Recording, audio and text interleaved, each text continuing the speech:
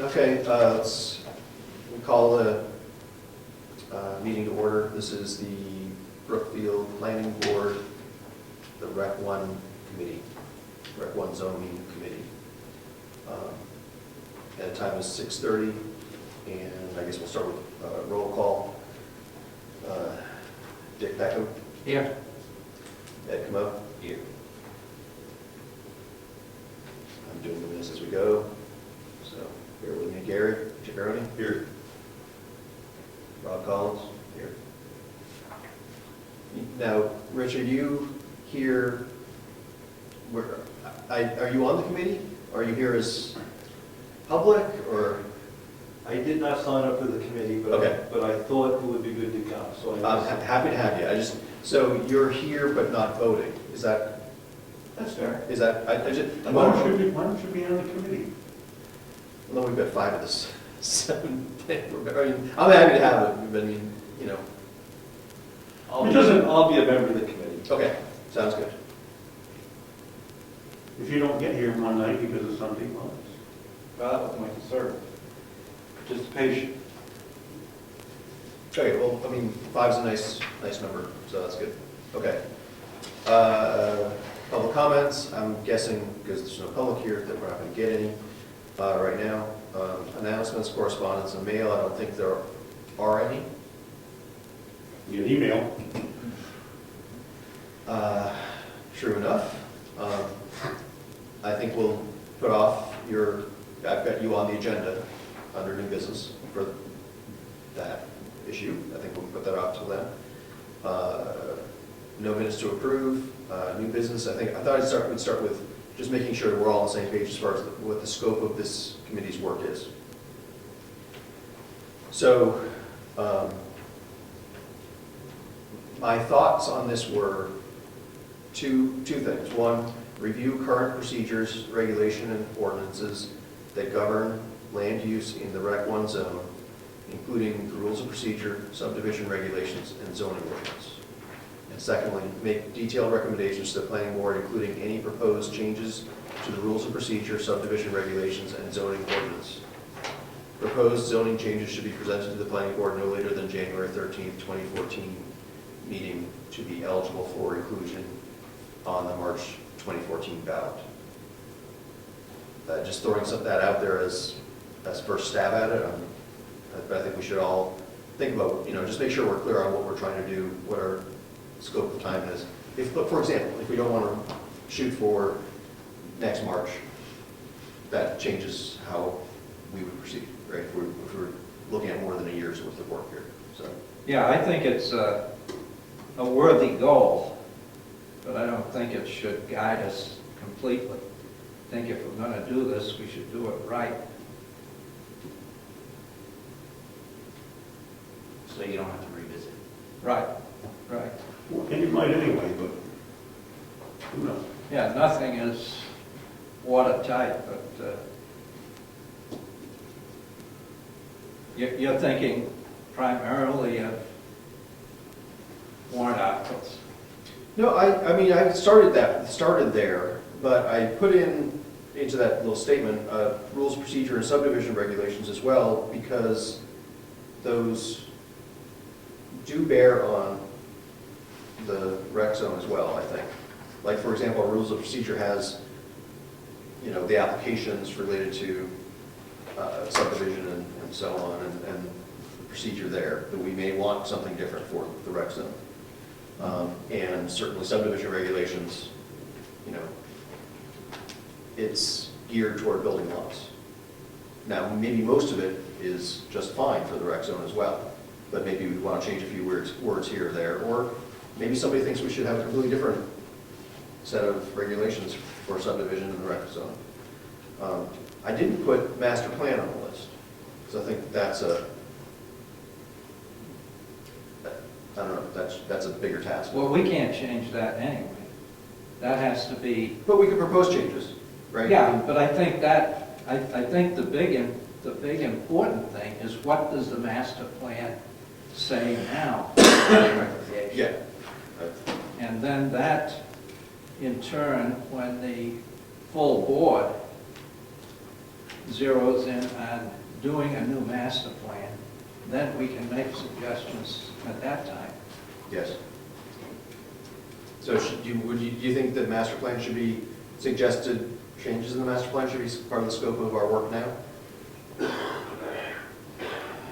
I think that those changes would come as a result of our work. But I think right now, we should be guided by what's in place in the master plan. And I haven't reviewed it, but there is a section in the master plan. I would assume this type of thing would be individual assignments to individual members of the committee. Yes. And then review it every week that we need. Right. Or whenever we meet, you know? That way you can move the thing along faster. So what I just read, so it sounds like we'd add, not just review current procedures, but also review the master plan. Current procedures, regulations, and ordinances. Yeah. And then should I just take out the proposed zoning changes to be presented by January 13th? Leave it more open-ended, just that we know that if there are certain things that we feel like we've got a good handle on, we can bring them by then, and otherwise we'll keep working. Is that? Well, the only issue I see is if we're going to use the existing master plan that we're thinking of redesigning to come up with conclusions on the rec zone, how is that going to work? We can review the master plan and understand what it says. Any zoning that we have has to be consistent with the master plan. We couldn't, we legally can't change the zoning in such a way that it is inconsistent with the master plan. You have to change the master plan first, then you can change your zoning to follow. So if somebody sues us because they don't like our zoning ordinance, one of the reasons they can win is by showing that where their zoning is not consistent with the master plan. So you feel that the review of the master plan, apropos recreation, would be one of the assignments? Sounds like it. I think so. Any other thoughts on what our scope should be? Say that again? Any other thoughts on what our scope should be for this committee? We always revisit it and expand or contract later. But Well, yeah, I was thinking about this, and I kind of think that if we're going to do any improvements, or supposed improvements to the zoning ordinance, in terms of subdivision of the rec zone, it should be an entity unto itself, no matter where it is. It shouldn't be listed as part of the subdivision regs for RA, but as a separate piece to that. Either there, I don't have the book with me, I had it marked out like, either with the subdivision regulations or in two places, or with the rec zone, description of the rec zone, et cetera, et cetera. That would be zoning, not subdivision. yeah, I'm not, could you say that one more time? Something didn't make sense to me. Well, whatever we do, the idea is to plug a hole. That's kind of what we're doing here. And if we're going to do something, whatever changes we do, they should be just an entity unto themselves, all by themselves, I think. Within zoning or within the subdivision? Within Right. subdivision. Well, I don't know, the subdivision process maybe is adequate now. We don't know The way until we the review subdivision, it. the way the subdivision regs are written now, they defer to the zoning for like All right. what the building lot requirements are and Yes. things like that. So we're going to do something for the rec zone. We would create building lot, or lot requirements, and I think we In probably the zoning. In the zoning. In the zoning. In the zoning, and we Right. probably want to change the subdivision regulation to say, To relate to that. it's the building lot requirements in RA1, and it's the recreation lot requirements in Rec 1, Right. or something, right? It would sort of be a minor change to In the subdivision. to the subdivision, Right. and, the meat of it would be in the zoning, I think. And right now, we're not really sure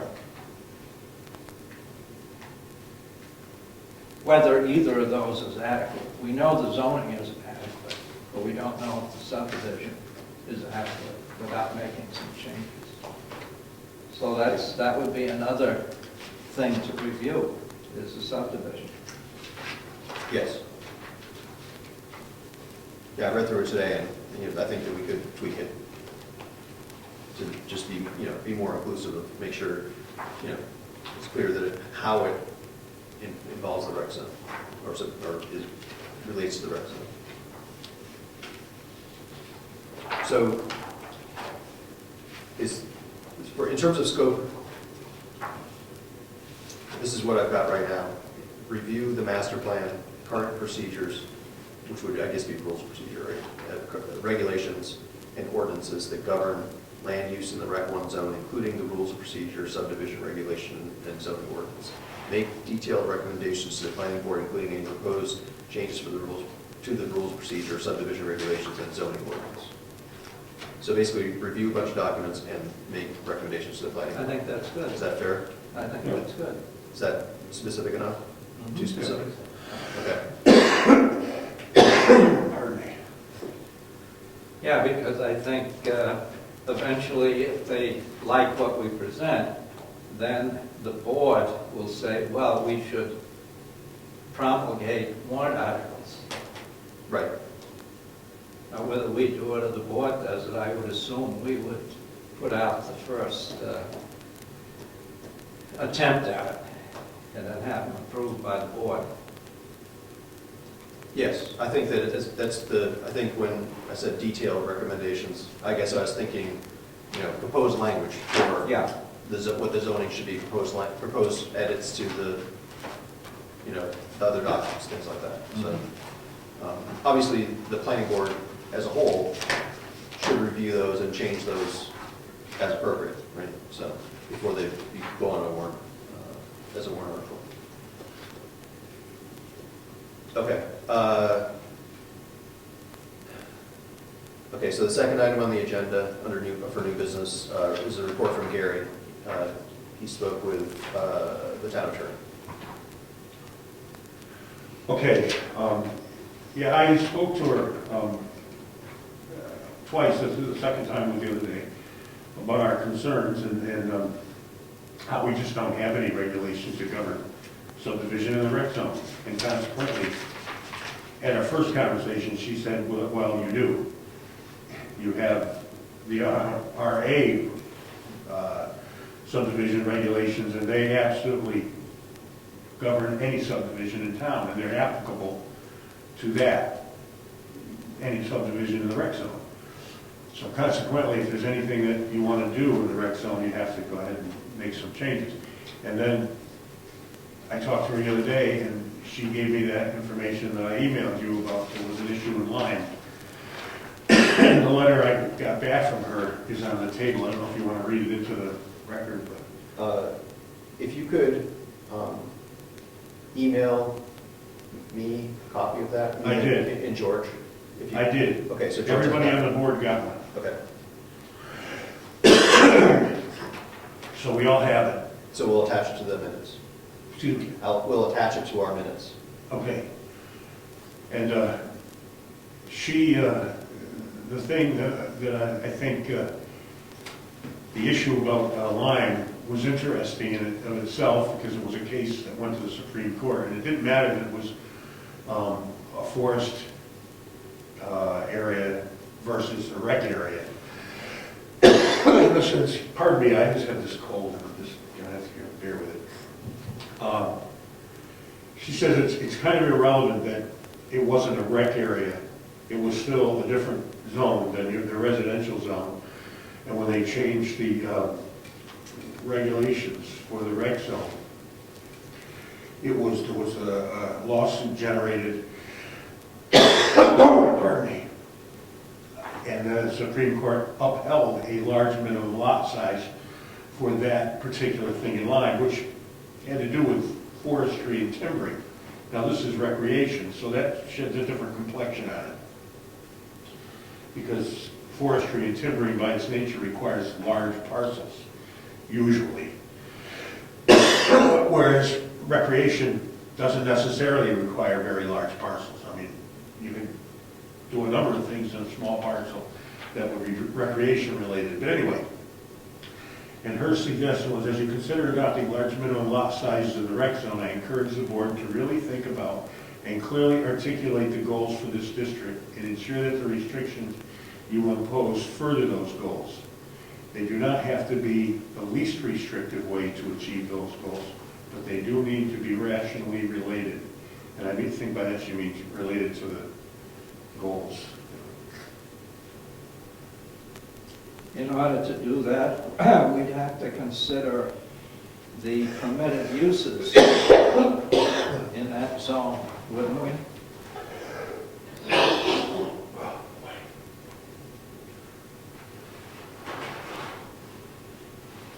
I am sorry.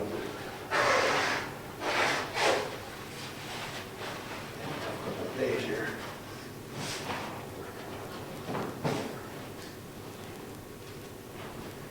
I'll stay away from all of it.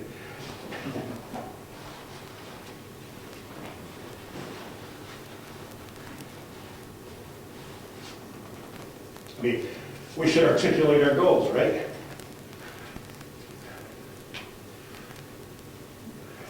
Let's articulate. So I think that should be one of the things that we make sure we work on. I think one of the possible changes would be a clear articulation of what the goals of that zone are. Right now, our zoning ordinance does have a purpose section for Rec 1, and we should probably revisit that and may very well have a warrant article, try to move toward a warrant article that maybe updates that language to be more clear and more specific about what our goals are. Okay. Generally speaking, what do we feel our goals are? In the rec zone? Yeah. Or the purpose, do you mean the purpose? Yes, our goals. What do we want to do here? I'm curious. Like, what is just to be clear, you're asking, what does the town want the rec zone to be like? Yeah, in other words, we're talking about subdivisions, so what's our goal to prevent or in keeping with the master plan? Or should we go and do all this research and then come back and discuss it? I don't know.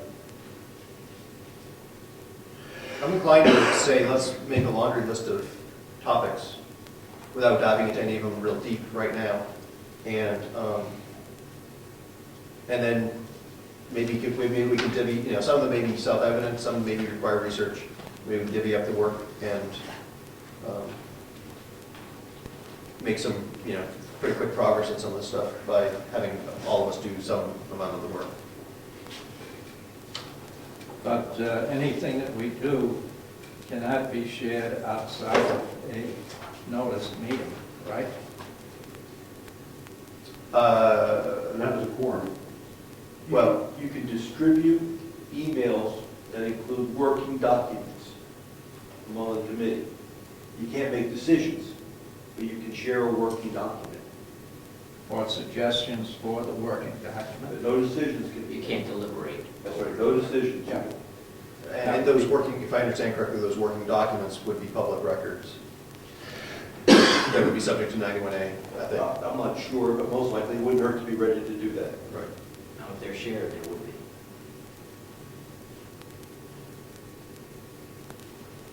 Like anything we have on the table now would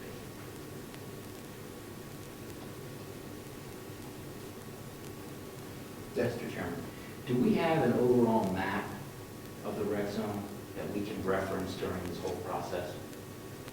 The exact map. Right there. But does it have a clear, does it show just the rec zone, or is it scattered? Because we're going to have to figure out where the new lines were put. It's good to have a reference map while you're working on it. Well, you're bringing up things that I think have to be determined. I don't think we know. Well, we can find Well, one. we have the tax map. We can have it printed up, and we should have it in front of us while we're working on it. I got a 3-item list I wrote up. Can I say it? Sure. Okay. One, check the master plan to see what goals are consistent for the rec zone within the master plan. So before you go on, so just sort of the next thing on our agenda is to look at what areas we're going to focus on. It sounds like you're going there. Are you done with do you have anything else to say on your report from talking with the town attorney? No, she just said to be judicious in our attempt to do this. Of course, that's what any attorney's going to tell you. And that whatever we decide, we're going to go run it by her, because there's no sense in reinventing the wheel twice or doing dumb things, because we're not lawyers. Right. And she's open to that anytime, so. Okay, good. So let's go on to our next item, which would be item C under new business, Rec 1 zoning areas of focus. So if I heard correctly, you're suggesting another, I think one that's not on the list already, which is a review of master plan. Is that? Yeah. To see just what it states about the goals for the rec zone. If anything at all, I have to read it. I didn't have time. I didn't know that early. Okay, what was your, and you had a couple others?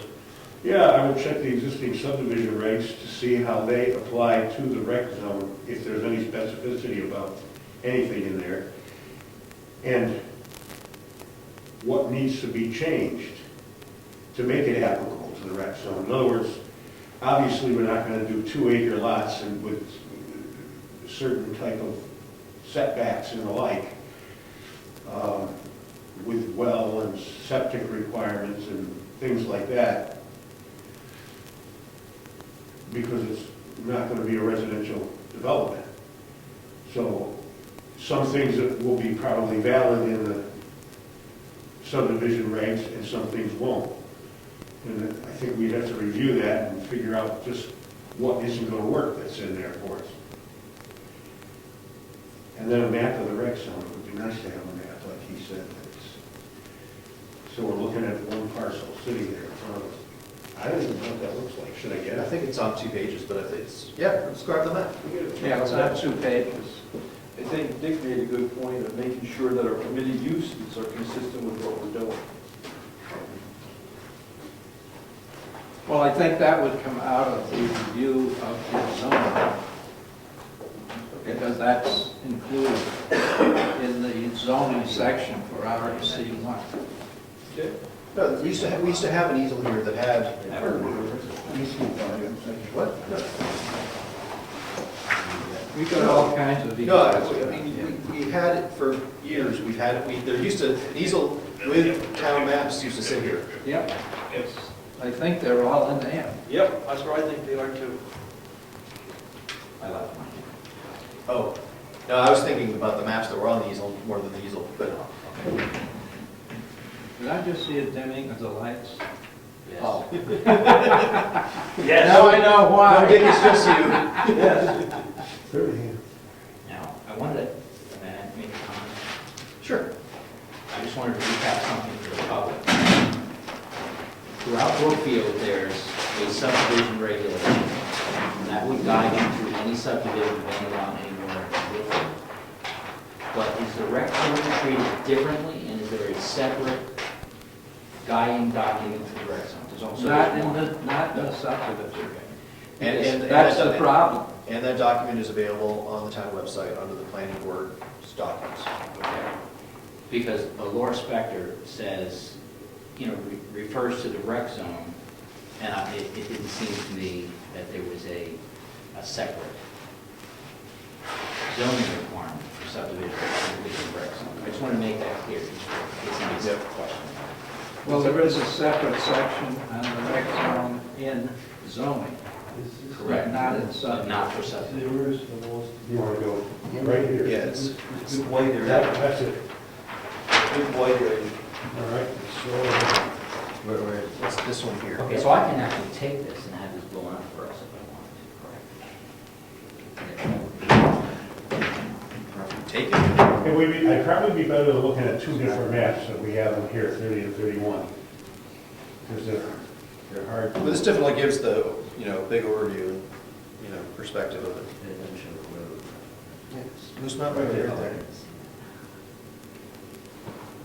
I guess that's the entrance there.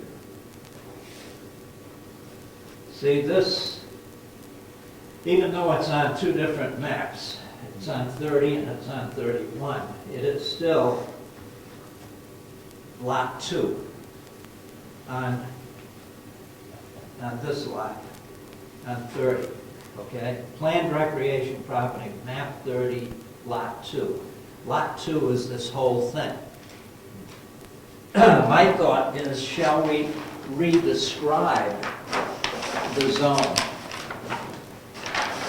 Because right now, the zone is only described, I believe, in zoning by Appendix A, which is a series of compass readings and distances from monuments, such as the spotted oak or the iron pipe. And then it's so many degrees, so many feet to the next monument. To me, this has always been worthless. It was probably worth something back in the 1960s. But in 2013, 2014, it's worthless. Nobody would ever find these places again. Especially the spotted oak.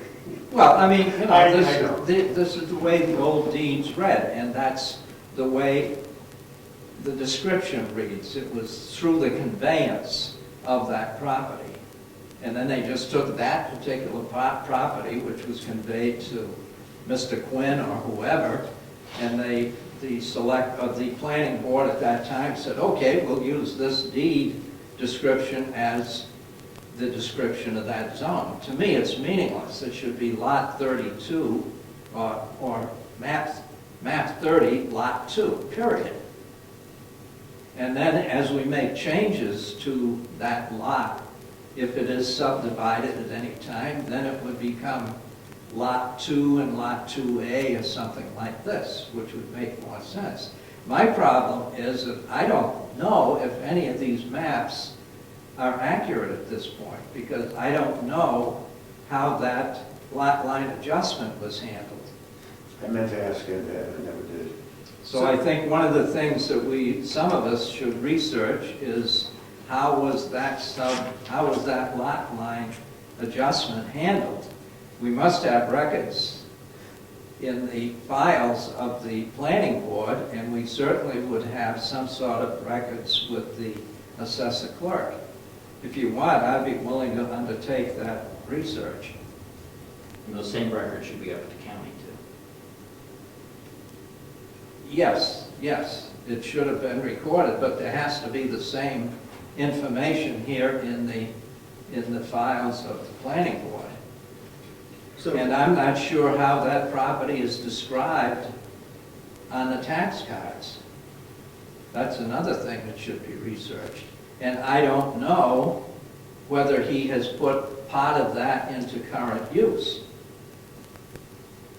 and why would current use be an issue? Well, I think if we're trying to decide whether the uses are permitted uses and so forth, I think we have to get as much information on that property as possible in our deliberations as to how we're going to handle this thing.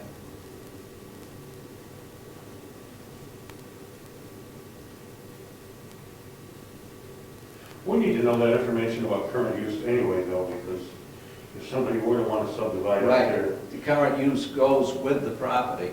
yeah, and if you take it out, there's a penalty. Right.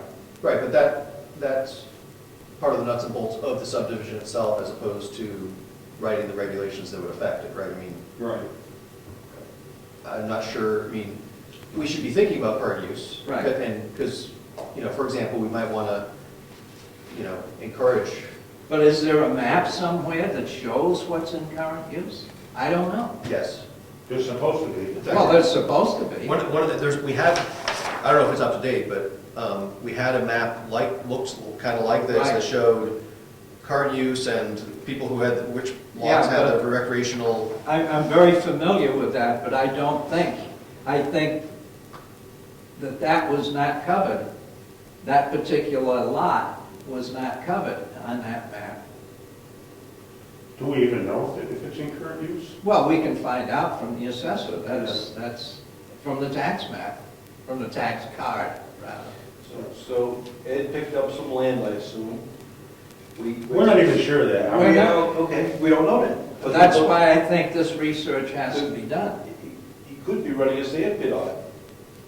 Who knows, right? We don't know where it is. That's what, that's. That's Well, why just have I, the code enforcement officer go and check it out.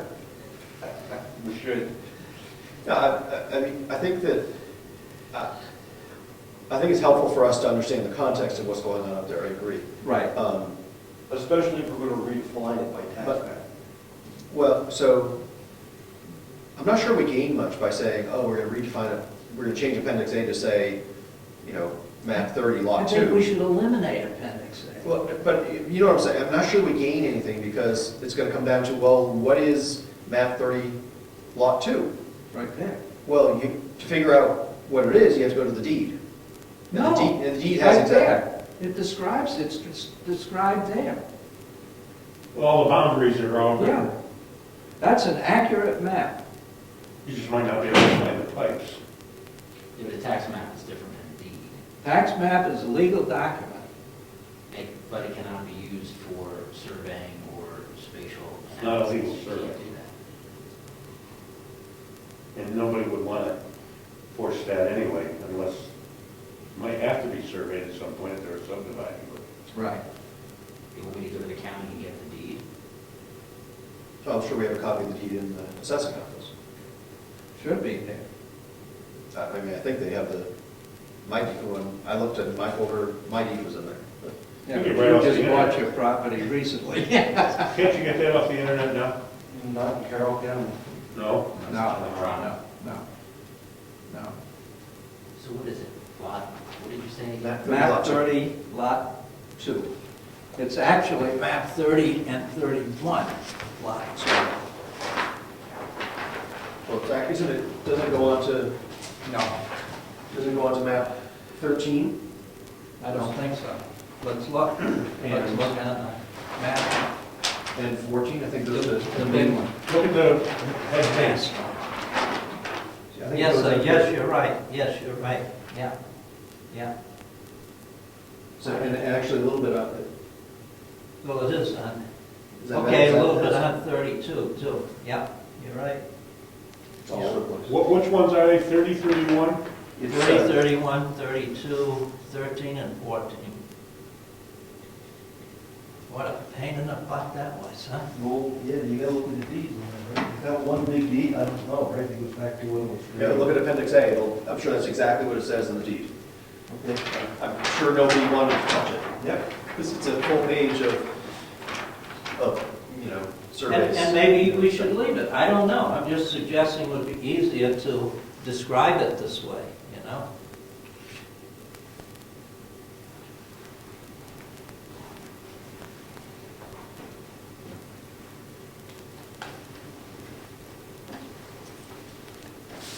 It's an awful thick line. What's that? It's an awful thick line. Yeah, what are those thick lines supposed to, what's the other, So that everybody can see it, but what's It this? obliterates the information. What's that there's from? probably 25 acres in the line, or 50. This, this particular area would be land that's owned by New Hampshire Fish and Game.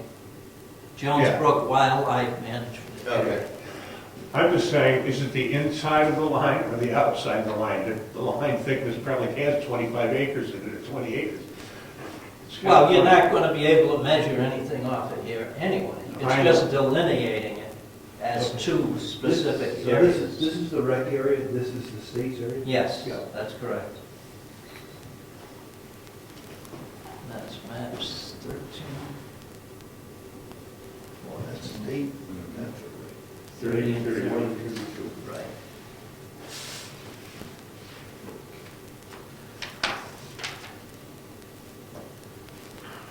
I did forget to ask Laura Spector about the verbiage. And I'm going to ask to contact her because you brought up a good point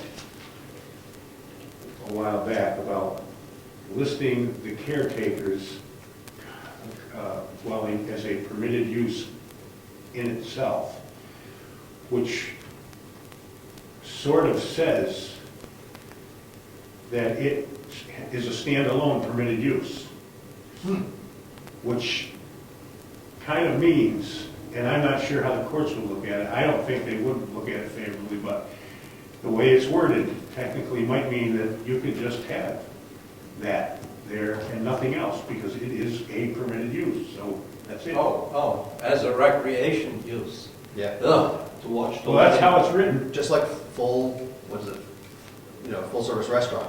Yeah. It's just, it's. I'm gonna need to So, ask her. anyway, that's on my list of, on Yeah, the agenda, that's on the agenda. right, So right. then we Excellent. probably want to look at those Good kinds take. of, and I listed like some examples of things that jumped out at me, but probably, have somebody look at the whole list and see whether we've been clear enough in the list and whether there's not some, opportunities. I mean, I think we should probably have, I guess, jumping out, ahead on that. My thought with regard to that is we've got permitted, conditional, prohibited, and I'm wondering if there's not another category, which would be like maybe accessory uses, Ancillary use. right, or secondary or something where it's like you can do a full-service restaurant, but only to support some other recreational use. You can do have a caretaker dwelling, but to support some other recreational use. Let me take that on. As a member of the planning board and this committee, to go to her and ask her about these little nuances and what they really mean to us and what we should, if anything, attempt to change in our ordinance as far as conditional permitted uses, et cetera. Can I do that? I think you should. All right. So you're going to take uses, right? No, Yeah, I think what Gary said, what I said yes to was, I think that you're saying, should you go back to the attorney and ask about that issue? That particular issue, That because it's an particular issue. It doesn't really have a lot to do with us as far as subdivision goes in terms of lot sizes and things, but it's as important because it governs the entire parcel and what a permitted use actually is. I don't have any idea. There's got to be some case law that supports this kind of thing.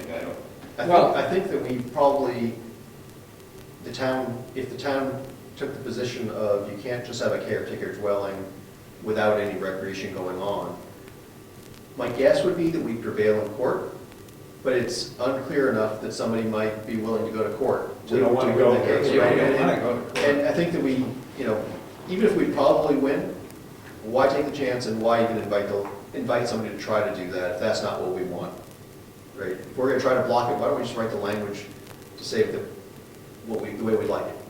Right? Yeah, stepping backward, whenever I was on the committee for determining what the permitted, conditional, and non-permitted uses would be in the REC1 zone, we never considered that zone would ever be broken up into more than one ownership and one lot. We never considered that. I don't know why we didn't, I guess. Well, whoever would have should have got an A+ for precognition, That would have been quite a... Well, I wished at that time that Bob Bordeaux had said to us, well, at some time I'd like to subdivide this, then the red light would go on. But he never mentioned anything about No, this. he probably wasn't. He wasn't thinking about it. Yeah. No, But he I wasn't. don't think that we, I don't think we'd have a leg to stand on if we tried to prevent him from subdividing. Right, Just, right.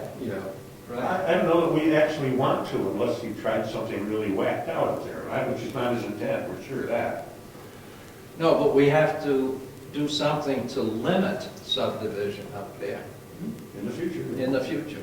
Yeah. If somebody wants to buy 50 acres from him, and including the steep slopes, and put in a few ski runs, for instance, then what's to prevent them from, of course, they would want a ski lodge. the lodge he has there might not fit into what they want to do for a ski lodge. I believe simple language can correct that in defining how the caretaker's dwelling or full-service restaurant or Yeah. lodge can be used in the rec zone. It can't be a standalone thing. It has to be ancillary to whatever the recreation program is. I'll call her. We need to get her advice on this. You just want to call it because you got her phone number. No, she's married. I'm Don't. not chasing anything here. As nice a person as she is.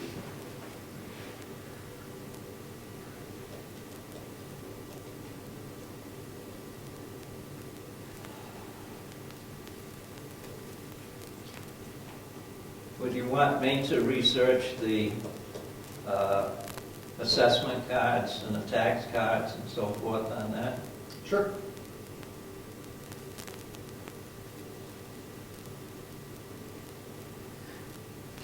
Fortunately, she has our zoning in front of her at this moment.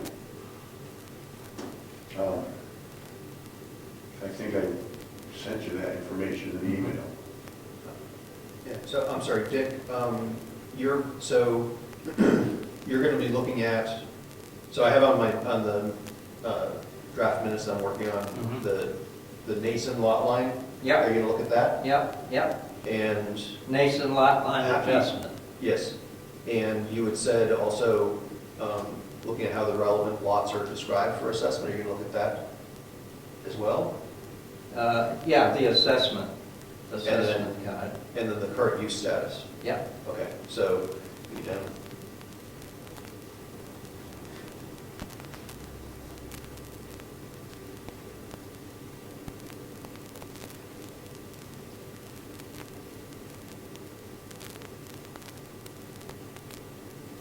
okay.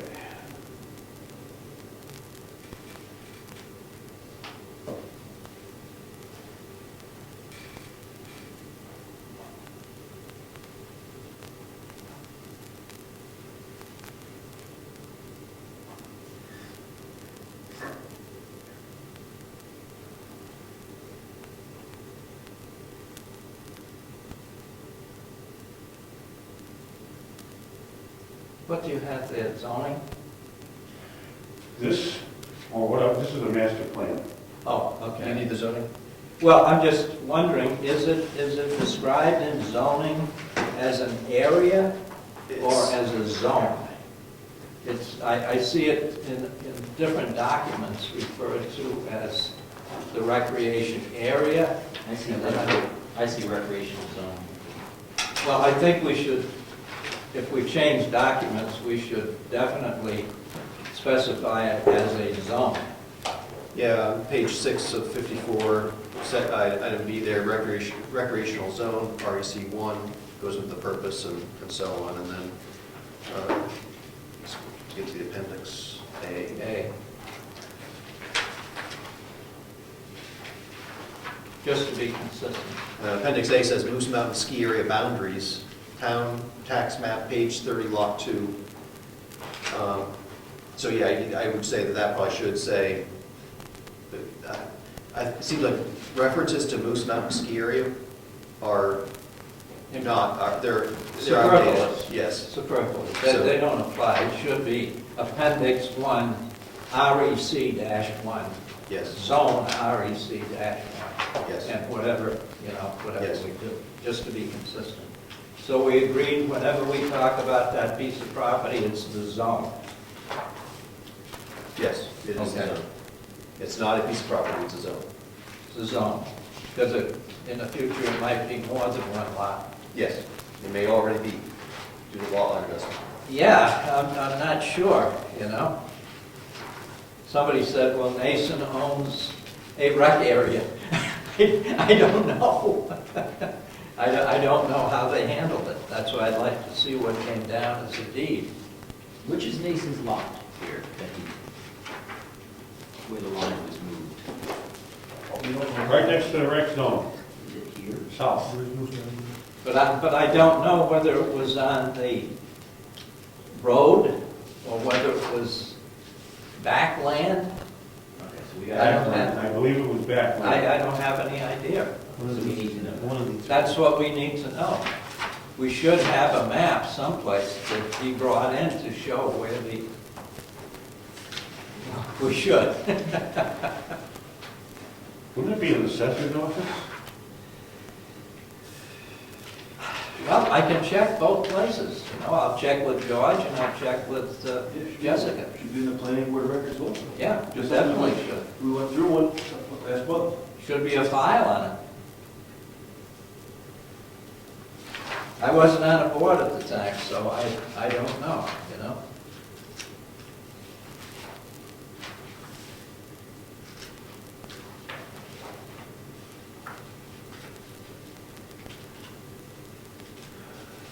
Okay. Where are we at? So I had a list of, I guess we can just let's go through this list as well. So item 6, new business, item C, 1, subdivision and lot requirements. So we talked already about subdivision regulations. We probably should review that. Does somebody want to commit to taking the lead on subdivision regs, or do you think that should go in? Yeah, I think somebody should. It just means sitting down with the subdivision reg and see what applies and what maybe doesn't apply. I'd like to try that if you want.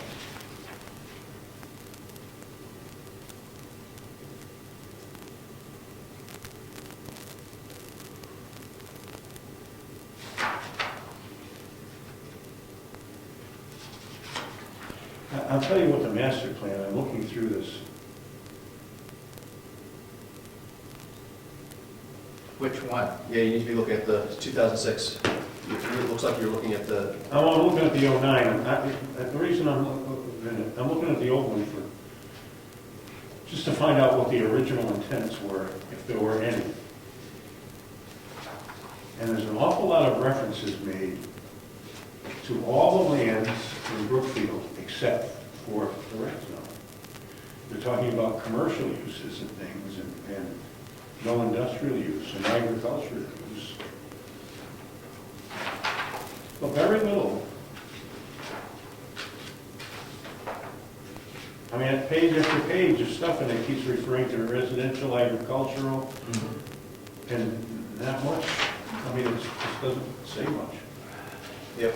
Well, there again, I think when we did the '09 master plan, everybody assumed rec zone is a rec zone. Never gonna change, nobody's gonna touch it. Ignore it. Well, every page I flip here has absolutely nothing in it at all. I mean, they just skirt that zone like it didn't exist, Yeah. pretty much. Okay, so lot requirements, this would be like minimum lot size, setbacks, frontage. In the subdivision. It would, well, you can create, yes. No, in the zone. In the zoning. the zoning. In the zoning, right. Right.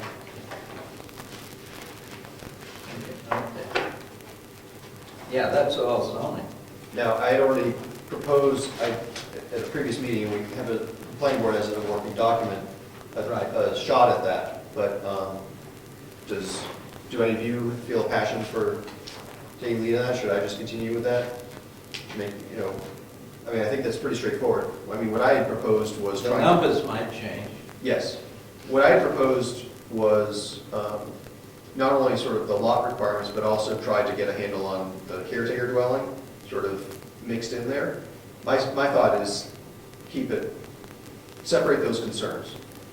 Deal with regulations regarding the caretaker dwelling separate from building lot requirements. But That's her suggestion. that's her suggestion. Her suggestion is, you could simply remove this from the permitted uses, or define it in the ordinance so that it cannot be abused. Yep. That's pretty simply said, and easy enough to do. Yep. You want to continue doing that? Sure, I'm happy to do that. Good.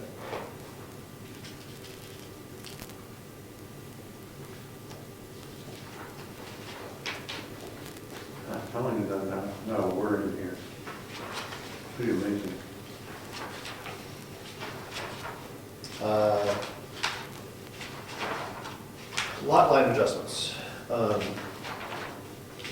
So Dick, at our last planning board meeting, you had mentioned lot line adjustments, the whole Nason lot line adjustment we keep talking about. Do we want to try to put any sort of limits on lot line adjustments? I don't have any specific suggestions, but, you know. Well, I know there were two other people besides Nason that at one time talked about possibly getting some land from, and they didn't even think about it being rec zone, just getting some land from Bob Bordeaux. And those were the two eastern landowners,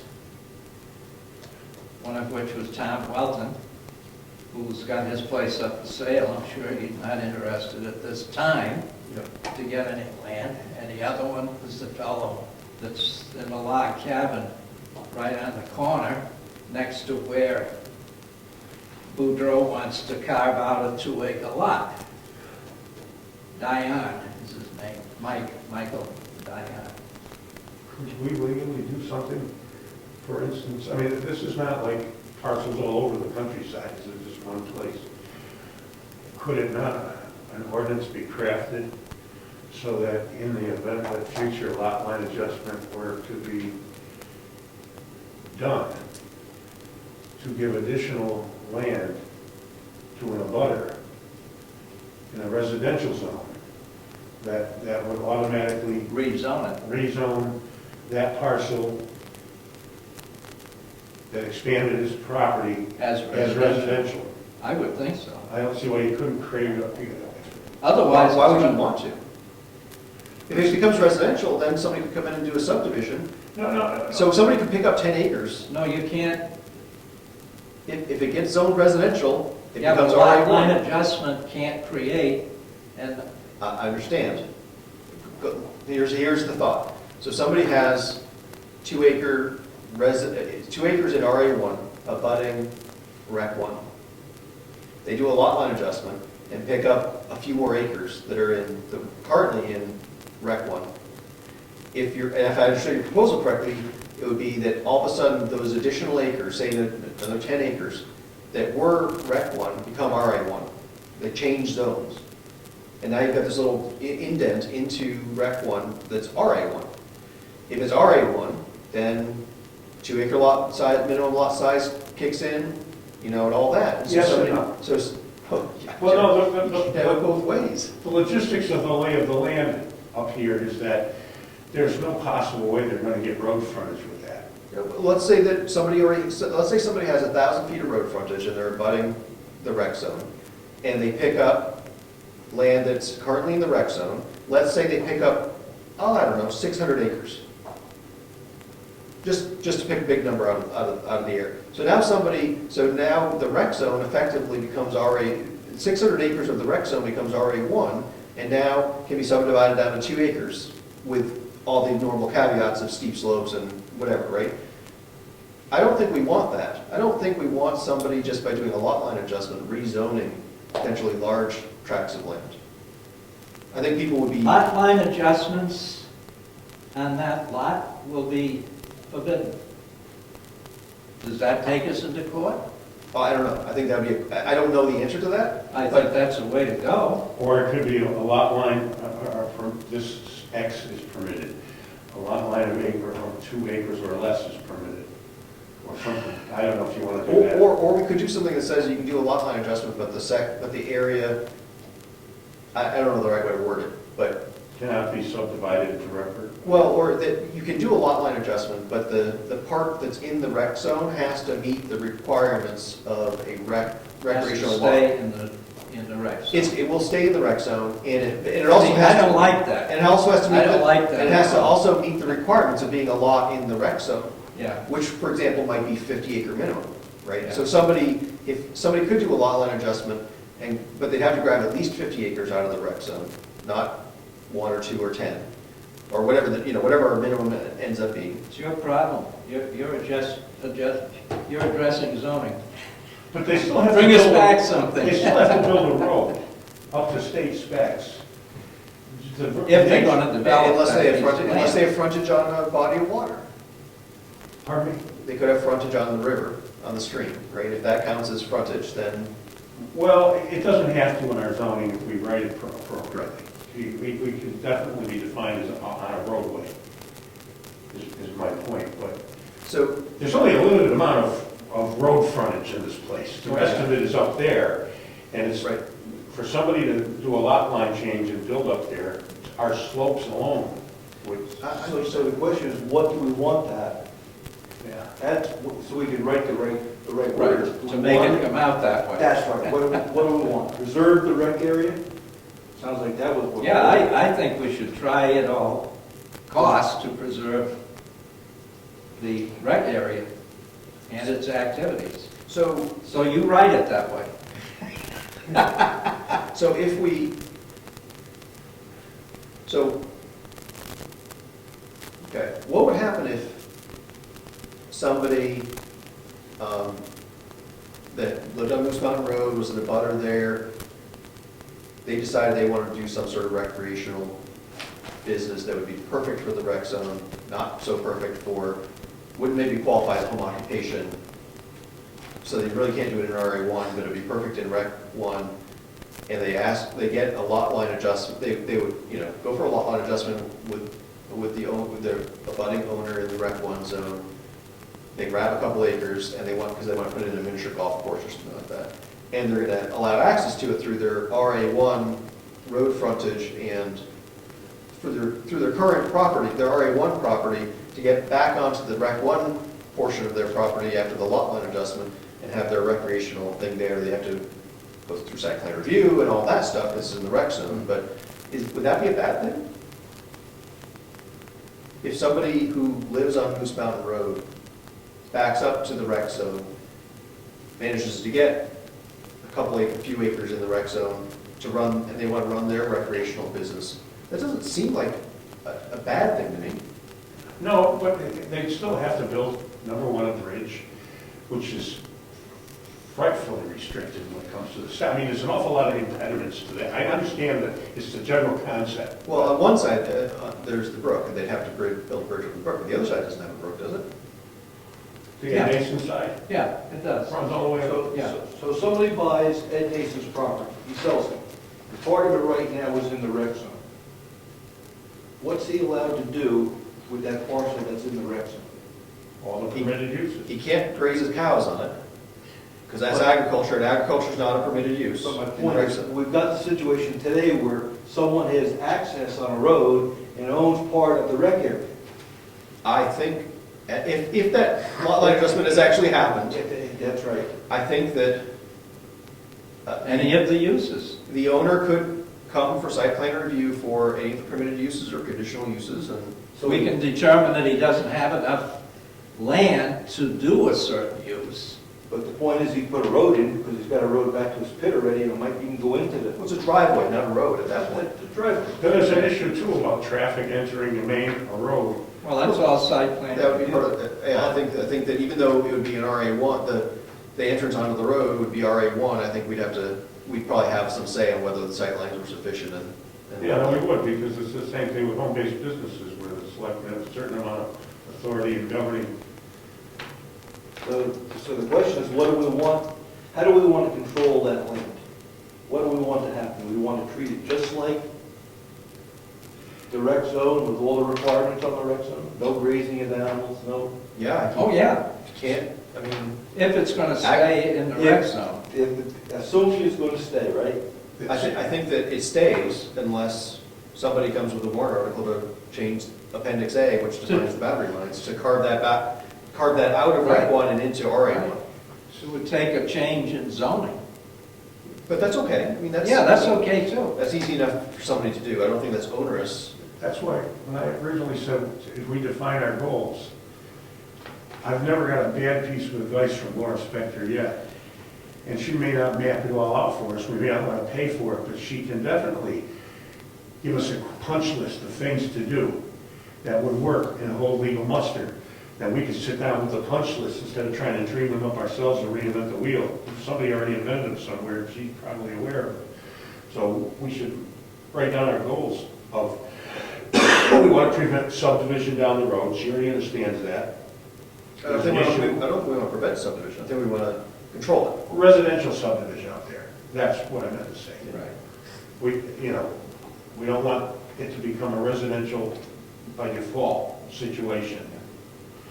And give us a quick punch list of things you recommend that we would do that would hold legal muster, and then we can sit and work on that stuff. What do you think? Well, I think it's a good idea. I think that's sort of what we're doing. I mean, the question on the table is, do we want to do anything about lot line adjustments? And, I raised the question of, the hypothetical situation where somebody in RA1 gets some backland in Rec 1 and wants to do a recreational business on it. Is that something we want to allow or not? Does that fit with our goals for the rec zone of, and I suppose I could read what it says now, the recreational zone is a certain tract of land located as listed in Appendix A. The purpose of this article is to provide for active recreational use in this zone that minimizes the negative impact to the environment or the historic residential agricultural character of the community as outlined in the master plan. So we want to provide for active recreational use in the zone and minimize badness. So if we want to provide for, I don't know, it doesn't say encourage active recreational use, it says provide for. But, would we want to make it easier for somebody, like in a butter, to grab some land in there and do some recreational business? Well, let me just play this through. So you get some additional land, and then you take your primary dwelling, and what can you do there that we don't want to have happen, but support the recreation? Can you put a restaurant in your home? Can you put a... Rec zone. You put it in the rec zone. The house. Subject to site plan What review. can you do in the house? that's Nothing on this- changes. That's on this side of the property line? Nothing changes. It's still RA1. RA1 regulations all still apply. So what can I do that we don't want to happen?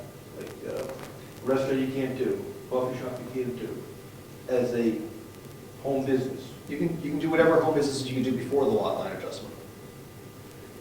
If it's an RE1, REC1, that has to comply, the uses has to comply with the uses in REC1. Yes, but now you abut it, so you've got this big parcel of land in REC1, and you have access through your primary dwelling. Is there anything that can go on there that we don't want to happen? Still your primary dwelling, because it's on that piece of property. It isn't in the rec zone. That's right. It's in the residential zone, so different it has set to be residential. Different set of rules. Right, different set of rules. Okay, so let me- You probably are not aware of the fact that after Bob bought that property, I was contacted by a law firm in Concord.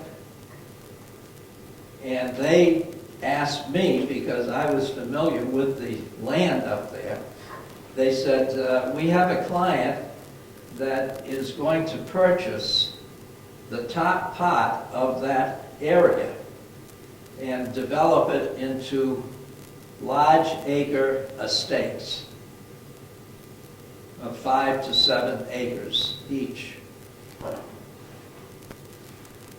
And I said, I can't give you any advice on that. Well, he said, somebody from Spinoff recommended that we contact you. I said, you can want and you can think all you want, but you have to come to the planning board, and I'm not on the planning board. So somebody at one point was thinking of developing, even at that point, subdividing and developing that area. And they may have come in from the other way, not from Brookfield. But there's a couple of lots up there behind the rec zone. There's what? There's a couple of lots up there behind the rec zone Behind the rec zone? That are not in the rec zone? that are not in the rec zone. Yeah, Oh, up on 32 here? yeah. Yeah. It's possible that So they could come in from Middleton. It's possible they were talking about those lots, No, they were specifically talking not the about large one. the ski area. That's what he was talking about. Interesting. And I just blew it off because I didn't want to take any Had they not read the zoning? Huh? Had they not read our zoning? I don't know what the hell he was trying to do. He was a lawyer, he was trying to make money. But he was also, you know, speaking on behalf of the development. So somebody has thought about this. So based upon that exchange we just had, sounds like we're okay with lot line adjustments into the rec zone, but the land stays in the rec zone and follows all those rules. Yeah, and I think the question would be, would we want in a butter, current abutter, to be able to grab some rec zone land that doesn't have road frontage itself Yeah. and use their residential property as access to that land and do a recreational use back there. Now, that would mean that they would be, and I don't know how this, whether this would be, should be allowed, but they would be using, one of their uses in RA1 would be a driveway to a recreational business. Right? And I'm not sure, I mean, that's a land use. Our zoning doesn't say you can do it, so, But you certainly can make language that would prevent it. well, I think that it already, it may, I mean, if you were a stickler, you'd say that it's already prevented because Maybe. it's not permitted. It's not a home occupation. It's, you know, it's not residential, it's not agricultural, If it's not permitted, it's prohibited. if it's, right. So you can maybe make the argument that you can't have, all that works except you can't have a driveway to a recreational business on residential land. But, I don't know, I'm sitting here trying to think what the downside of allowing one of our residents to have a recreational business. If they could negotiate, if they were interested and wanted to negotiate that with the owner of the abutting recreational land, is that a bad thing? I don't know. My take is if the lot line adjustment, that's very interesting, the lot line adjustment resulted in one of our minimum size lots that were going to specify, then I don't think that would be bad.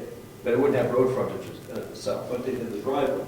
But if it was a small lot line adjustment, and then you put some sort of business or some sort of recreation in that small area, is that what we want?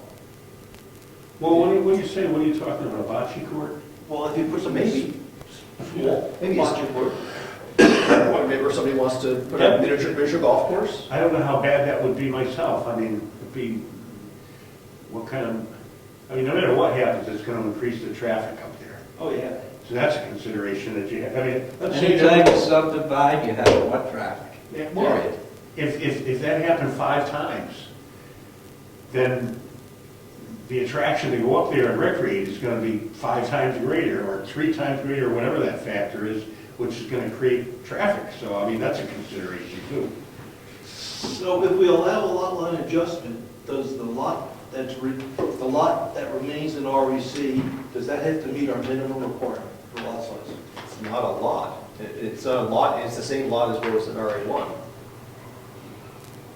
I don't know. I mean, I'm sure the town attorney could come up with some language. If what we wanted to say was, we want to allow that situation, but when it occurs, and it doesn't have road frontage of its own, or when it occurs, we want it to be at least our minimum lot size, even if it doesn't have road frontage of its own. I would think that would be okay. If that's what we want, I'm sure she could come up with some language that would do that, assuming that it's legal, that there's a legal basis for having that kind of restriction. Because then what we have provided for is a larger lot, or minimum size lot, with potentially access to a residential lot.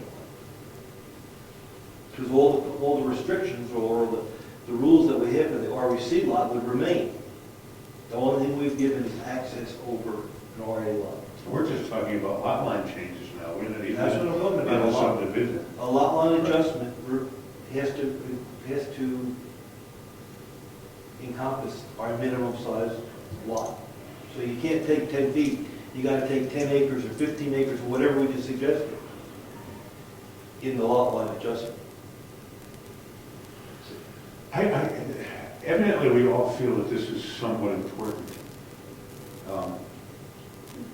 And that we do it so that it doesn't interfere with the rights of the property owners in as much as possible, while still preserving the rec zone as an entity.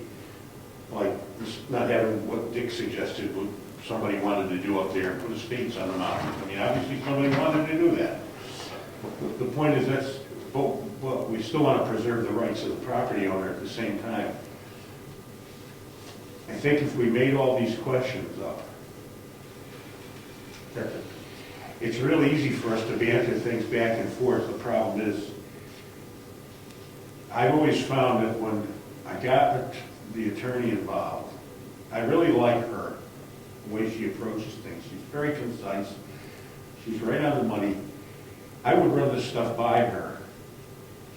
We can do that two ways. We can do it with a phone call, but then the next question generated by what she said is unanswerable. Or you can say, spend the time to figure out what the concerns are, itemize them, categorize them, and say, Attorney Spector, do you have an hour that you can sit on a planning board or a committee meeting with us and help us organize this? I mean, that she can do too. I know it gets costly, but it's not that costly. She's working for us at a very reasonable hourly rate. I don't know, I'm just suggesting that might be a consideration because she really bats it out there pretty quick. She says, this will do this won't do that, and this, So you're suggesting that we figure out what we want, pretty much, is a and goal. And our concerns. our concerns, and let her come back with some words or recommendations. Have her drive here, pay her for the trip. She sits down, she illuminates us instead of making a phone call to her, then 5 more phone calls to her. In the end, it costs the same amount of money where she could be involved in that conversation. I found that when she did that, we stayed out of trouble. But the goal is for us to make sure we're together on what we want. Correct. Because if we start discussing what we want from her, we're just wasting her time. Yeah, oh, yeah, no. So I think that's a good idea, but I think we're a couple meetings away from Right. that. Perhaps, yeah. Right. Let's I'm bring not saying do it tomorrow. something back in and go over it again. But we haven't got concrete ideas of what we want anyway. We're so bad things around. And it makes sense to spend any money in the upfront to get all the facts straightened out before. Right. So it's going to cost a lot more to get sued. And the fact is that if we do this piecemeal over the phone with her, like every time you do it, it's a new generated question. Then you go back and then by the time she finishes it, it would have been a lot easier to come here Yes, and sit down with us because anyway, that's my suggestion. I think it's a good one. I think we should do that. We should revisit each meeting to decide whether we're to the point where the next meeting we should schedule with her. For at least a portion of the meeting. Well, then what I'm not going to do then is call her with these questions. Okay. Because that's always funny, she's going to come here. Right. So it sounds like at this point, instead of coming back with a written document, we should be coming back with what we think our goals are. Well, that's And right. our concerns. And our concerns. Let's see if we can all agree on the goals and concerns. Now, a point of information. Do the boundary lines for the rec zone change, or are they set in stone permanently? By the warrant article, by what was agreed to? Does this zone Has to be say rezoned. exactly where it's It's, supposed to? Has to be it's, rezoned. it's in the zoning ordinance, and so to change it, it is changeable. And what it takes is a warrant article to receive a majority or a winning vote, and there could be a protest petition and so on, but it would have to be a warrant article that passes in order to change it. Should we review the existing warrant article? Oh, yeah. It's existing Yeah. zoning, it's Zoning. appendix Appendix A, A. so that's, That's the warrant article. that's the zoning, and so if you wanted to change it, you would have a warrant article that said, change appendix A to read something else other than that. Or eliminate Appendix A and describe it someplace else in zoning. I'll tell you what.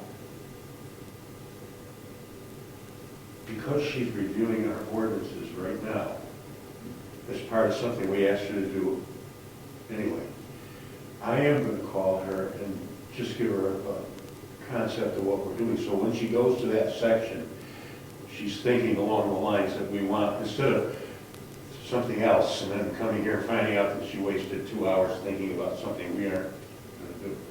But just a quick call. Yeah. Also, we may be having her come to visit with us anyway to report on what she suggests that we do with our, to fix our, to make our zoning less bad or better.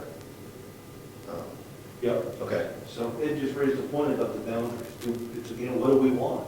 Do we want to make it fixed, or do we, how do we want to deal with it? That was a good question. And we have to come together on whether it's a tax map or whether it's a tree. Well, my second point of information was going to be, are we confident where the lines are? Or is it something that we should, at least for the rec zone, make sure that we know exactly where the monuments are, where the tree is, where the rock wall is? So in any future, if somebody does do a lot line, we have to at least know where the rec zone is. I mean, looking at this that I just read, I wouldn't be confident to even know where the rec zone is. You know, the That's just my opinion, But but You know what the problem with that is? Oh, go ahead. I was going to say, to do that, though, requires that we spend a whole lot of money surveying the whole thing and getting somebody to put in top-of-the-line monuments wherever, you know, wherever we want them to be, you know, laid out and things like that. So, and it would be awesome if we could do that. We'd know exactly what everything was. Everyone around there would know exactly where their property ended and the rec zone started and whatnot, but it's a lot of money. Wait a minute. Bob Bordeaux bought that property, right?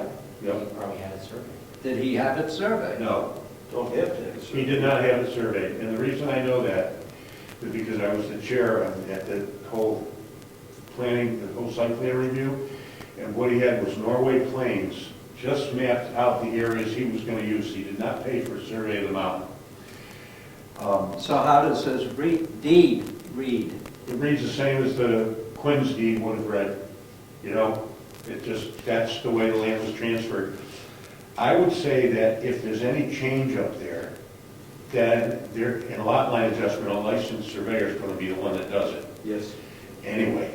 And they're gonna have to go find monuments. Oh, yeah. And they'll define it at the time, so we're not gonna be remiss. We'll see it for real at that point, I mean, no matter what, so. And we can make proper monuments be a condition of, Sure. of the approval of the lot line adjustment. Yeah, well, they would automatically do that, like this fellow that was here from, for those folks, for the, Yep. Kerry Fox. Kerry Fox, right. Yeah, good guy. Okay, so, what else do we, oh, so are there any issues with lot line adjustments that are within the rec zone, entirely within the rec zone? Like, there's, say, down the road, some number of subdivisions that occurred, there's multiple lots in there, and those owners now want to move lines around.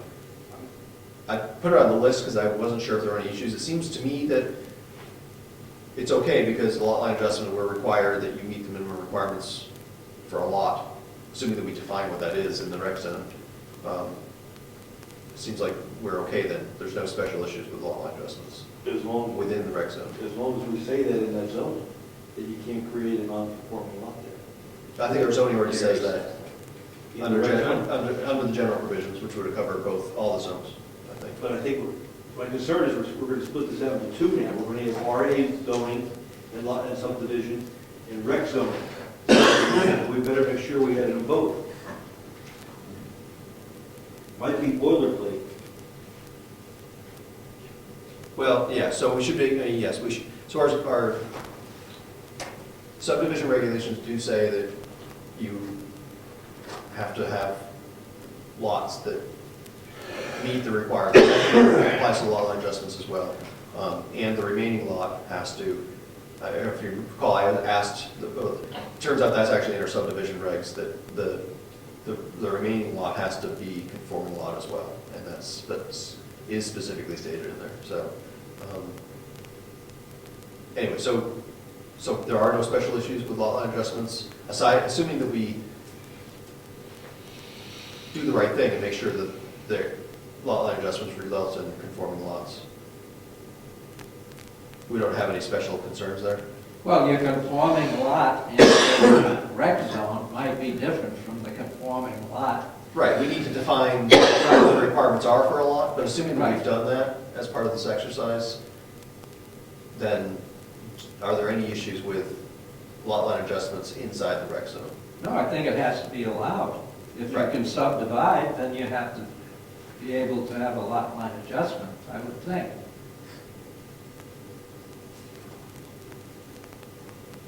Again, that's a good question for her to answer or comment on. The attorney. I've jotted down 4 goals, see if that makes sense. Pardon me. 1, prevent residential development of the rec zone. Hang on, Gary. Oh, I'm just reading, you might tell me to throw them in the trash. I'm not asking you to type them, you may not like them, I don't know. I'm sorry, what was the first, could you repeat the first one again? Prevent residential development of the rec zone.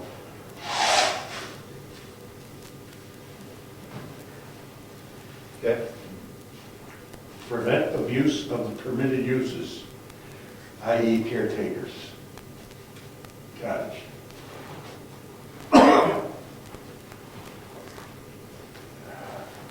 good. Define how lot line changes in conjunction or with abutters in the RA1 zone will affect the town or will be affected.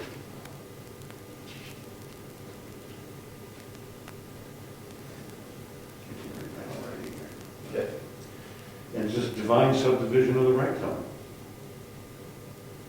Just define it. How it will be. Certainly can't be under the same auspices that our RA zone is. so the process of it or just the lot requirements? Or both, all of it? Both. I think the process has to do with the parameters. Okay.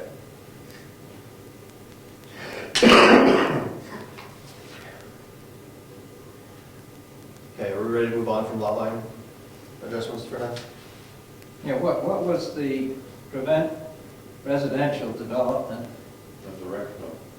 Yeah, and what was the one about the uses? Prevent abuse of Oh, the permitted, prevent, okay, prevent, of yeah. permitted uses, i.e. caretakers dwelling.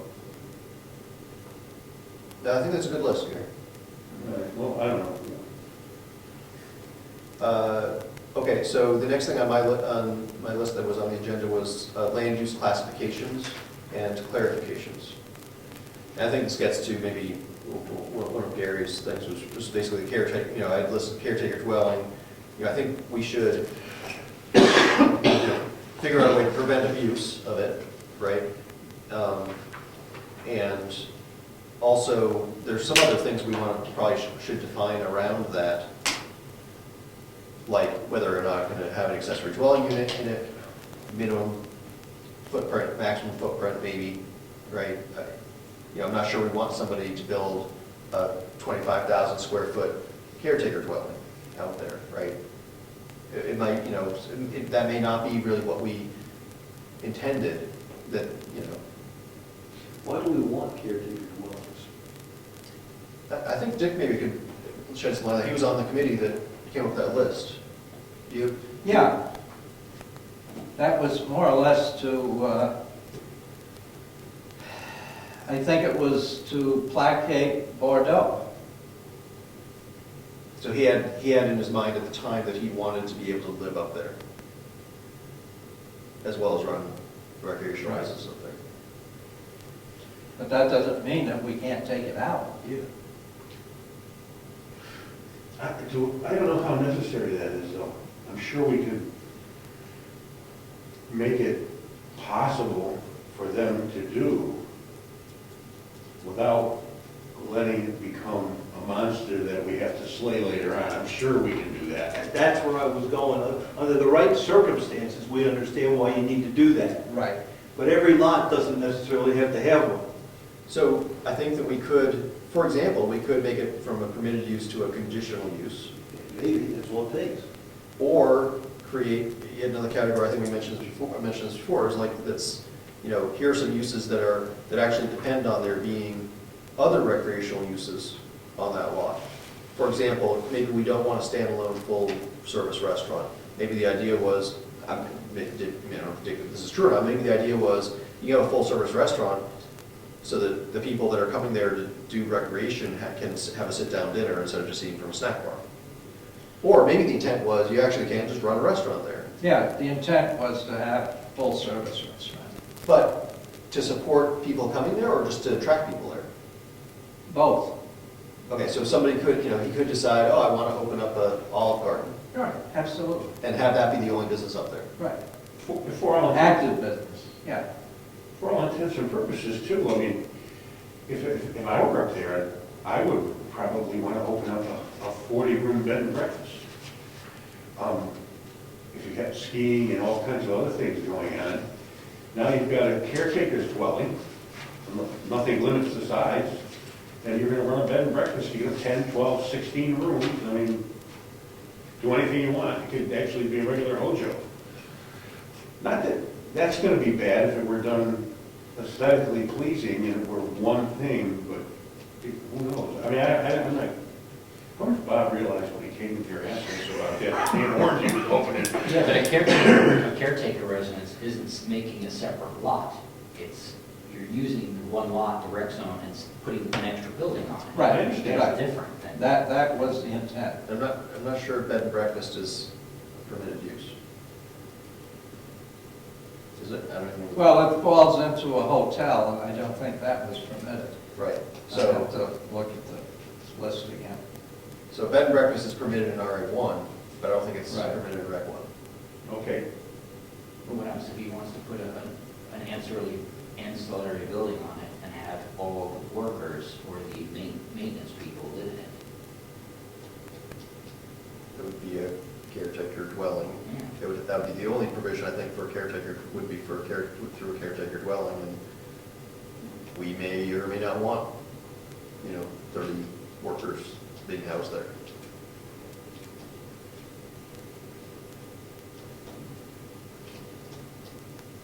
Sounds like it's getting more and more like a conditional use.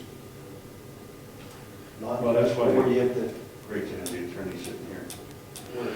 we want someone to make a proposal before they put a dwelling on it. What would that be? None? What's the classification if they have to come to a board or a commission? Well, all of them have to go through site plan review. And we can put conditions on, even permitted uses, we can put conditions. For example, we put hours of operation on tubing and disc golf, right? So, The number of bedrooms in an ADU, would that be a, but the caretaker dwelling, maybe we could say you can't have more than 7 people living there. I don't know, whatever the number would be.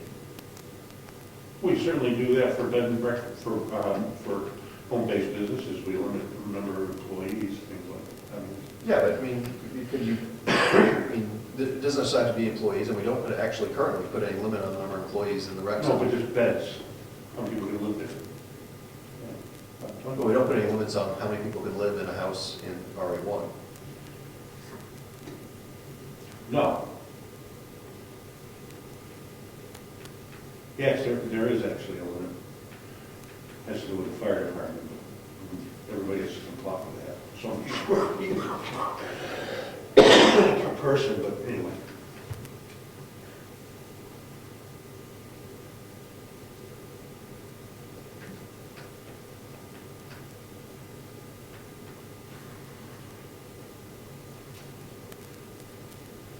Okay, I'd also put on here, we talked about restaurant, I'd also put on here theater. I'm not sure whether the intent was live theater or a movie theater, or didn't care. Excuse me. I think the intent originally was live theater. So anyway, we might want to clarify that, so that there's no confusion when somebody comes in and decides they want to put in. You guys are fast. I'm in the middle. You're doomed. I brought the, I'm sorry, I don't mean, I don't want to do anybody this. I'll have it tomorrow. Well, I'm coughing in my sleep and staying away. Well, I think this has been a good first meeting.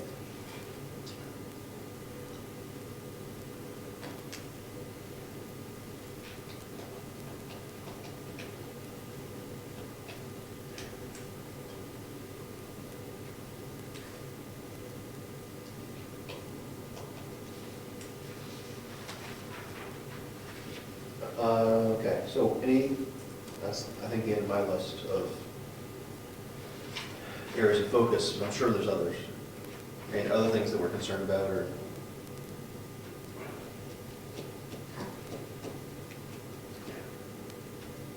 I don't at the moment, but I certainly will go back and review obviously we can keep that section of the zoning. Yeah, I mean, we can keep adding to our list each oh, meeting. sure, sure.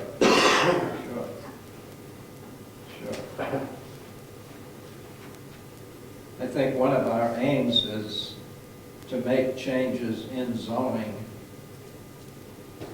by considering warrant articles. When that'll happen is the question. Yeah, and some of them we may feel like they're clear enough. Like maybe we have, some lot requirements. That seems like a clear enough issue. We'll decide how many acres and Right.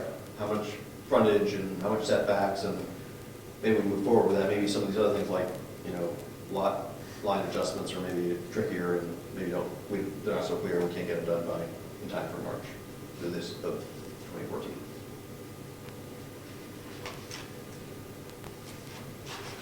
So does everyone have something to do before their next meeting? No, I didn't pick up anything. What do you need done? What did you hear that piqued your interest? You already have a lot of meetings and stuff, so. You got this? No, Oh, just noting that, if you want to have, we try to make the case for having that, but I mean, you were getting the deeds. Were you getting the deeds? yeah, he's looking at sort of what's going on. I'll see if we got deeds here, right. Tax cards, the Mason lot line adjustments, the assessment basis, and the current use. Your point is you go to Ossip, so if you need something, Yeah, that's what I'm saying, I go up there, so. so if there's something missing, if we tell that, he usually goes up to Ossip weekly. He might be able to get it for us. Yeah. I think that's what you're saying. I'm gonna go get the deed anyway. Yeah, I just was to gonna make sure say, the why deed don't up you there pick up matches a what we copy have. anyway? For that. We can compare with the description in Appendix A. You know, pull the deed? I ask Ann. No. Well, I have 13 questions, and we've addressed all of them, so I think that's good. Okay, so, when do we want to meet next? A Thursday night's usually open? Yeah? That a good time? It seems that is true. A lot of people for different committees, we had in the past use Thursday night because it's kind Yeah. of free. Monday, Tuesday, Wednesdays, they usually take it. Is that too soon? Next Thursday? Yeah. I think that will be okay for me. That would be I'm the, good with it. I'm good. that would be the 21st, I believe? Yes, Thursday, 21st.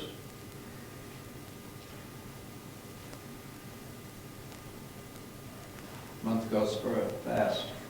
Yes, it does. Yeah, actually, we don't have a lot of time anyway. No. Not that we've got to rush it, but But Laura's going to give us some suggested housekeeping changes we have to review. That'd be the regular meeting.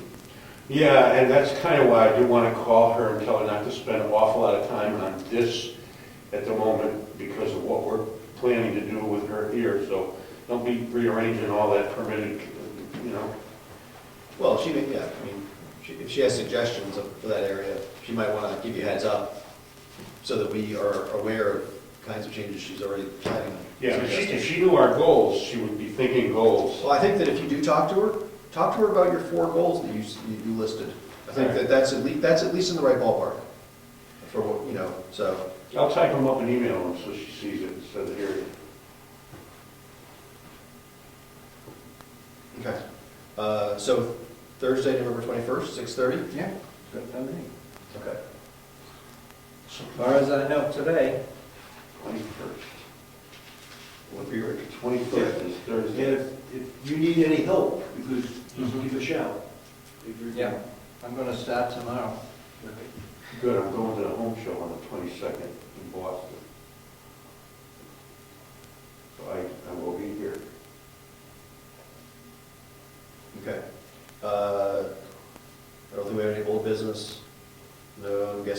comments, member comments. I thought that's what we had been doing. That we were following the agenda. The member comments allow you to bring up whatever you Right. want on the agenda or not. Okay, I'll bring up some. Just to recap, the, any lot line, I'm sorry, any adjustment to the boundary of the red zone has to go through warrant, correct? Is that a comment or a question? That's a question. Okay. So that's not a member comment. It's okay. Got all said. Is that it? Are we ready to adjourn? Have we forgotten anything? So I spoke with George today. He was having computer problems, but. Everybody was. Okay, so it was the server down or something? Anyway. Yeah. So. I think it's been corrected now, hasn't it? When I left it mid-afternoon, they were still working on it. No, they printed the bill. Yes, they did. I knew that. They got it. Yeah, but I think everything's working now. We don't understand it. He doesn't understand it. He keeps calling power failures. Yeah, But yeah. I'm on the same loop and we're not getting power failures. Well, that's an easy one. He comes in and is turned off because they had a power failure. No, we didn't. Can you think of anything else? we can get So- into? Is there anything for you to do? Anything else other than county people? Well, I think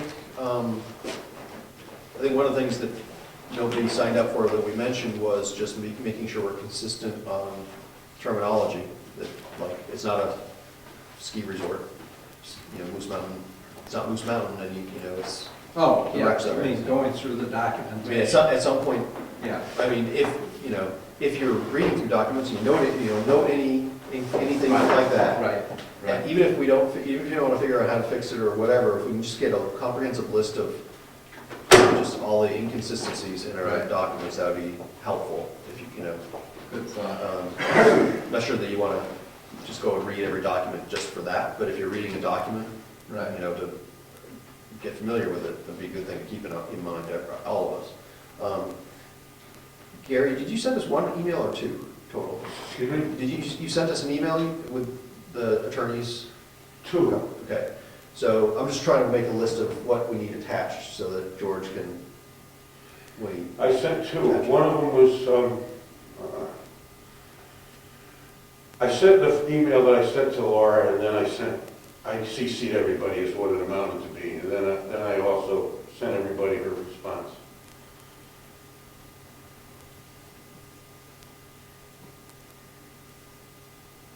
I sent all the members of the board,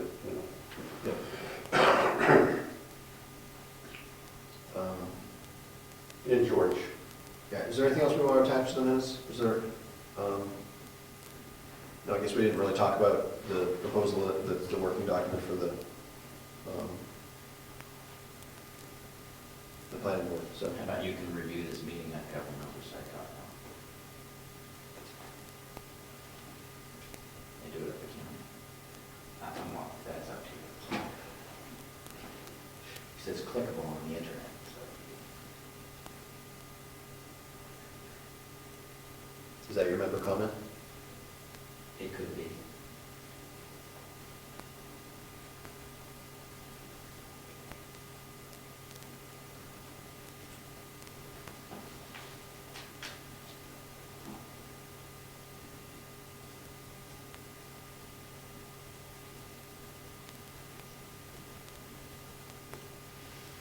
Okay.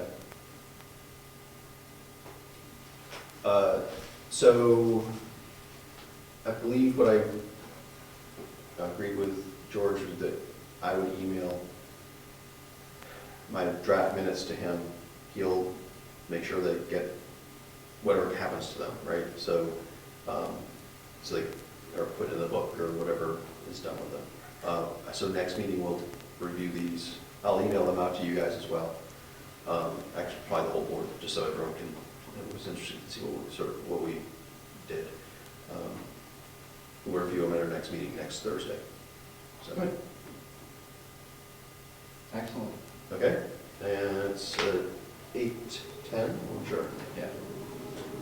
meeting adjourned.